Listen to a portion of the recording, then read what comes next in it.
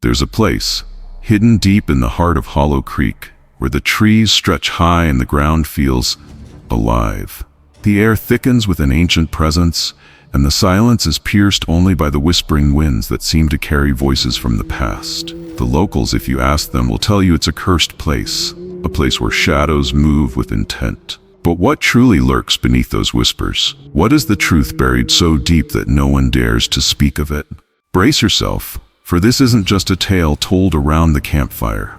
This is the truth, hidden in the darkest corners of Hollow Creek, waiting for someone brave or foolish enough to uncover it. It all began many years ago, when the small village near Hollow Creek began to notice strange disappearances. People would vanish, leaving no trace behind, as though they had been swallowed by the earth itself. At first, the villagers thought it was just a coincidence, random acts of fate, or perhaps wild animals that prowled too close to the village at night.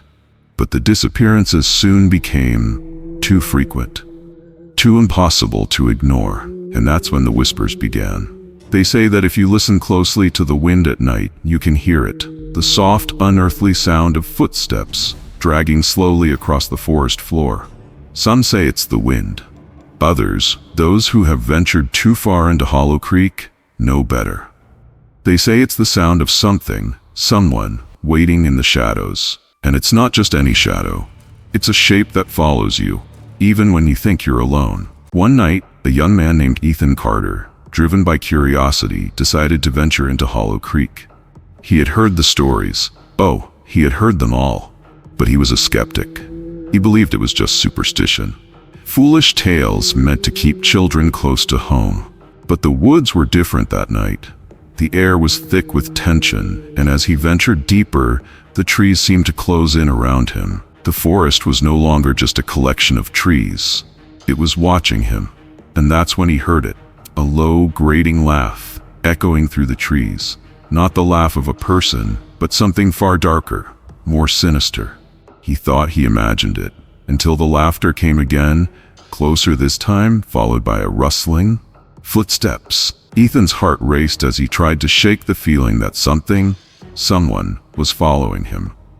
His flashlight flickered in and out, and the shadows around him seemed to grow longer, more menacing. His breath quickened as he stumbled through the thick underbrush, desperately trying to find his way back to the village. But fate had other plans. His feet carried him deeper into the woods until he stumbled upon an old, decaying cabin. The cabin was forgotten by time, abandoned and swallowed by the forest, but there it stood. The smell of rot lingered in the air, and the wooden walls groaned as if they had a life of their own. The windows, dark and empty, seemed to watch him as he stepped inside.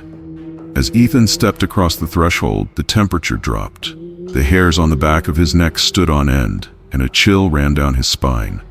And then, the floor creaked behind him. Slowly, he turned to see a shadowy figure standing at the entrance. A tall, lanky figure wearing a mask. No, not a mask. A face. A grotesque, twisted face. The figure didn't speak. It didn't need to. The darkness in its eyes said everything. It wasn't just a mask, you see. It was the face of the very thing that haunted the forest. The clown of Hollow Creek. A figure once known to all, but now a name only spoken in whispers. The tale goes like this. Many years ago, Hollow Creek was home to a carnival.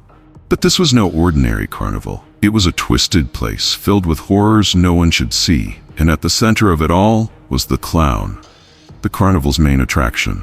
But unlike other clowns, this one was different. His smile was too wide, his eyes too hollow, and behind his painted grin was madness. A madness that festered after a terrible accident. The clown disappeared into the woods, but his laughter, his cursed laughter, never left.